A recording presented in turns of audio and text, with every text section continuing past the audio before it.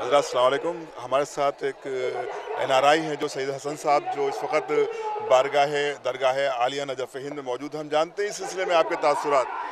جی میں ابھی 26 جنوری کی میں نے ابھی ایک فلائٹ لی تھی کہ نجف ہند کی، نہیں ایک یعنی نجف کی، کیا کہ عراق، جی ایک نجف اشرف کی، جو کہ وہاں کا منظر، وہاں کا جو ہم دیکھ کر کے آئے ہیں، روکتے کھڑے یعنی کہ ہونے والا تھا. وہ موضوع وہ جو تھا صبح کی کرن جو مولا کے روضے کی زیارت جو کرتی ہے، وہ منظر دیکھا. ایک منظر یہاں کا ہم نے دیکھا ہے کہ نجف ہند، عالیہ کی نجف ہند جوگی پورہ کی، یہاں کی ایک تاثیر اور یہاں کی ایک عجیب کشش ہے. لوگوں کو اتنی بڑی تعداد میں کھینچ کر کے لے کے آ رہی ہے کہ میں وہاں کے نجف اشرف کی یاد ہم کو پوری تازہ یہاں ہو گئی ہے.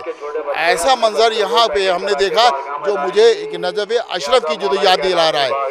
مولا نے مجھے یہاں کا شرف حاصل کیا. میں سال میں 8-9 بار آتا ہوں، زیارت کرتا ہوں، اور مولا کا یہ کرم ہے کہ مولا نے ایک غریب خانہ بھی مجھے مہیا کروا دیا ہے.